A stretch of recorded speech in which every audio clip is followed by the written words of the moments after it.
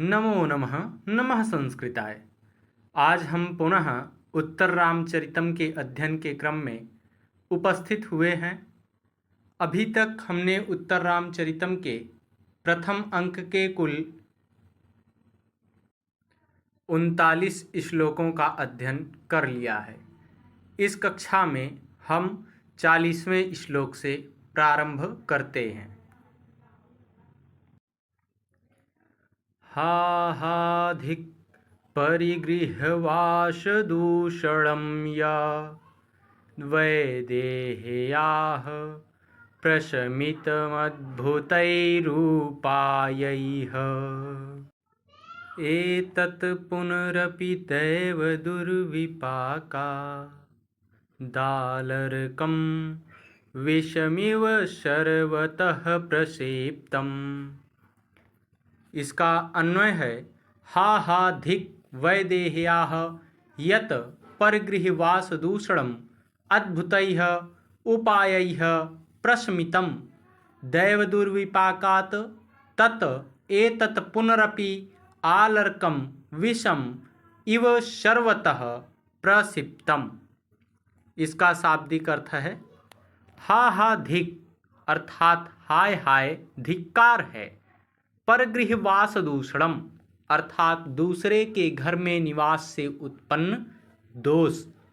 अद्भुतैः उपायैः अर्थात अग्नि परीक्षा आदि आश्चर्यजनक उपायों से। प्रशमितम अर्थात शांत किया था अथवा दूर किया था। दैव दुर्विपाकात अर्थात भाग्य के दुष्परिणाम से। आलर्कम विषम इव अर्थात पागल कुत्ते के विष के समान। सर्वतः सब ओर प्रसक्तम अर्थात फैल गया है। पुनः एक बार श्लोक को देखते हैं। हा धिक् परिगृह्यवासदूषणं या वैदेह्याः प्रशमित अद्भुतैरूपायैः एतत् पुनरपि दैवदुर्विपाका दालर्कं विषमिव सर्वतः प्रक्षिप्तम्। अर्थात हाय हाय धिक्कार है। सीता के दूसरे के घर में निवास से उत्पन्न जिस दोष को अद्भुत अर्थात अग्नि परीक्षा आदि उपायों से शांत किया था, दुर्भाग्य से वही फिर पागल कुत्ते के विष के तुल्य सर्वत्र फैल गया है। इसकी टिप्पणी में हम बताएंगे कि यह प्रहर्षिणी छंद में लिखा गया है और इसमें उपमा अलंकार का प्रयोग है। 41वां श्लोक है। सतां केनापि कार्येण लोकस्याराधनं व्रतं यत्पूरितं हिता तेन मां च प्राणांश्च मुञ्चता। इसका अन्वय है केनापि कार्येण लोकस्य आराधनं सतां व्रतं यत् हि तातेन मां च प्राणांच मुञ्चता पूरितम्। इसका शाब्दिक अर्थ है केनापि कार्येण अर्थात किसी भी प्रकार से अथवा चाहे जो भी हो। लोकस्य आराधनम अर्थात प्रजा का अनुरंजन अथवा प्रजा को प्रसन्न रखना। सताम अर्थात सज्जनों का व्रतम अर्थात अनुष्ठान है। यत ही अर्थात जिसको तातेन माम अर्थात पिताजी ने मुझे प्राणान प्राणों को मुंचता अर्थात छोड़ते हुए पूरितम अर्थात पूरा किया है। पुनः एक बार श्लोक को देखते हैं। सतां केनापि कार्येण लोकस्याराधनं व्रतं यत्पूरितं हिता तेन मां च प्राणांश्च मुञ्चता।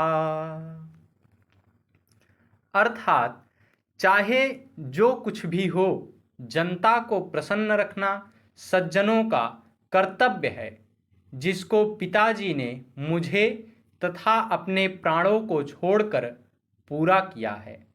इसकी टिप्पणी में हम बताएंगे कि यह श्लोक छंद में लिखा गया है और इसमें अर्थांतरन्यास और तुल्य योगिता अलंकार का प्रयोग है।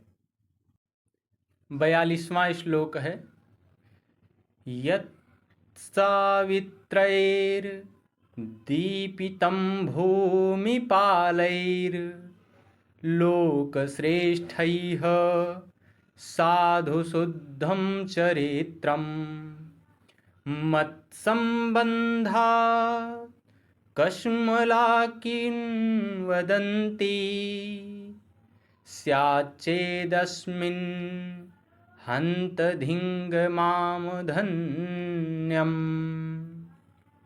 इसका अन्वय है, लोक श्रेष्ठैः सावित्रैः भूमिपालैः यत् साधु शुद्धं चरित्रं दीपितं चेत अस्मिन् मत्सम्बन्धात् कस्मला किन्वदन्ति स्यात् हन्त अधन्यम माम धिक।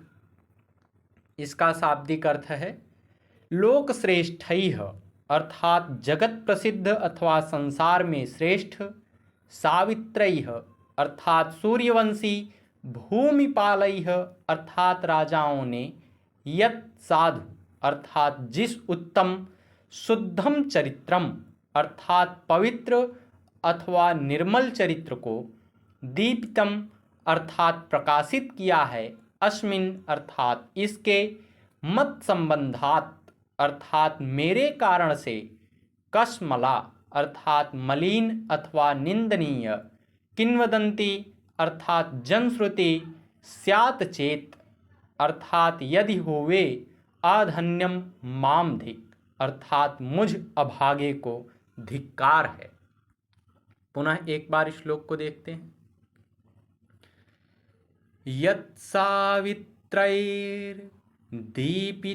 भूमिपालैर्लोकश्रेष्ठैः साधुशुद्धं चरित्रं मत्सम्बन्धात्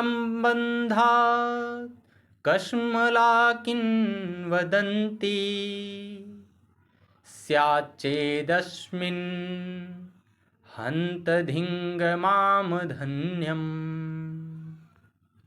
अर्थात संसार में श्रेष्ठ सूर्यवंशी राजाओं ने जिस उत्तम और निर्मल चरित्र को प्रकाशित किया है, यदि इस चरित्र के विषय में मेरे कारण दूषित किंवदंती अथवा अफवाह फैलती है, तो हाय मुझ अभागे को धिक्कार है।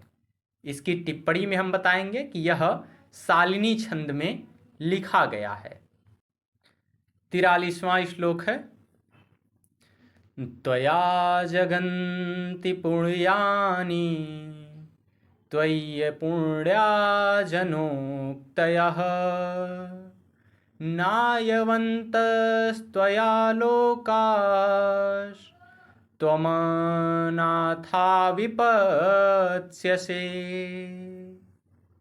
इसका अन्वय है, त्वया जगन्ति पुण्यानि त्वयि जनोक्तयः अपुण्याः त्वया लोकाः नाववन्तः त्वम अनाथा विपत्स्यसे। इसका शाब्दिक अर्थ है, त्वया अर्थात तुमसे, जगन्ति अर्थात लोक अथवा संसार, पुण्यानि अर्थात पवित्र है, त्वयि अर्थात तुम्हारे विषय में, अपुण्याः अर्थात अपवित्र, जनोक्तयः अर्थात लोगों के कथन, नाथवन्तः अर्थात स्वामी वाले सनाथ, अनाथा अर्थात अनाथ अथवा निराश्रय होकर, विपत्स्यसे अर्थात विपत्ति प्राप्त करोगी। पुनः एक बार श्लोक को देखते हैं, त्वया जगन्ति पुण्यानि त्वय्य पुण्या जनोक्तयः नायवन्तस्त्वया लोकास्त्वमनाथा विपत्स्यसे। अर्थात हे देवी, तुमसे संसार पवित्र है, परंतु तुम्हारे विषय में लोगों की उक्तियां अपवित्र हैं। तुमसे संसार सनाथ है, परंतु तुम अनाथ होकर विपत्ति झेलोगी। इसकी टिप्पणी में हम बताएंगे कि यह श्लोक छंद में लिखा गया है और इसमें विरोधाभास अलंकार का प्रयोग है। 44वां श्लोक है। इक्ष्वाकुवंशो अभिमतः प्रजानां जातं च दैवाद्वचनीयबीजम् यच्चाद्भुतं कर्म विशोधिकाले प्रत्येतुकस्तद्यदिदूरवृत्तम्। इसका अन्वय है, इक्ष्वाकु वंशः प्रजानाम् अभिमतः दैवात् वचनीय बीजं च जातं विशुद्धिकाले यच्च अद्भुतं कर्म तत् यदि दूरवृत्तं कः प्रत्येतु। इसका शाब्दिक अर्थ है, प्रजानाम अर्थात प्रजाओं का, अभिमतः अर्थात अभिष्ट अथवा प्रिय, दैवात अर्थात दैववश अथवा दुर्भाग्य के कारण, वचनीय बीजम अर्थात लोकापवाद अथवा निंदा का कारण, जातम अर्थात उत्पन्न हो गया है, विशुद्धि काले अर्थात अग्नि परीक्षा के समय, यच्च अद्भुतम कर्म अर्थात जो आश्चर्यजनक घटना घटी थी, दूरवृत्तम अर्थात दूर स्थान में घटित घटना, कह प्रत्येतु कौन विश्वास करेगा। पुनः एक बार श्लोक को देखते हैं। इक्ष्वाकुवंशो अभिमतः प्रजानां जातं च दैवाद्वचनीयबीजम् यच्चाद्भुतं कर्म विशोधिकाले प्रत्येतुकस्तद्यदिदूरवृत्तम्। अर्थात इक्ष्वाकु वंश प्रजाओं को अभिष्ट है, परंतु दुर्भाग्य से उसमें निंदा का कारण उत्पन्न हो गया है। सीता की अग्नि परीक्षा के द्वारा विशुद्धि के समय में जो अद्भुत घटना घटी थी, वह सुदूर स्थान में घटित हुई थी, अतः उस पर कौन विश्वास करता है। इसकी टिप्पणी में हम बताएंगे कि यह इंद्रवज्रा छंद में लिखा गया है और इसमें काव्यलिंग अलंकार का प्रयोग है। 45वां श्लोक है। शैशवात् प्रभृति पोषितां प्रियां सौहृदाद् पृथगाश्रयामिमां छद्मना परिददामि मृत्यवे सौनिके गृहशकुन्तिकामिव। इसका अन्वय है, शैशवात् प्रभृति पोषितां सौहृदात् अपृथगाश्रयां इमां प्रियां सौनिके गृहशकुन्तिकाम् इव छद्मना मृत्येव परिददामि। इसका शाब्दिक अर्थ है, शैशवात् प्रभृति अर्थात बचपन से लेकर, पोषिताम अर्थात यत्नपूर्वक पाली गई, सौहृदात अर्थात प्रेम के कारण, अपृथगाश्रयाम अर्थात पृथक न रहने वाली, इमाम प्रियाम अर्थात इस प्रिया सीता को, सौनिके अर्थात कसाई को, गृह शकुंतिकाम इव अर्थात घर में पाली चिड़िया के समान, छद्मना अर्थात छल पूर्वक, मृत्यवे अर्थात मरने के लिए परिददामि दे रहा हूँ। पुनः एक बार श्लोक को देखते हैं। शैशवात् प्रभृति पोषितां प्रियां सौहृदाद् पृथगाश्रयामि मां छद्मना परिददामि मृत्यवे सौनिके गृहशकुन्तिकामिव। अर्थात बाल्यकाल से पाली हुई तथा प्रेम के कारण कभी भी पृथक न रहने वाली इस प्रिया सीता को मैं छल से इस प्रकार मृत्यु को दे रहा हूँ, जिस प्रकार कोई बचपन से घर में पाली हुई तथा कभी पृथक न रहने वाली चिड़िया को कसाई को सौंप देता है। इसकी टिप्पणी में हम बताएंगे कि यह रथोद्धता छंद में लिखा गया है और इसमें पूर्णोपमा अलंकार का प्रयोग है। नमो नमः। नमः संस्कृताय। धन्यवाद।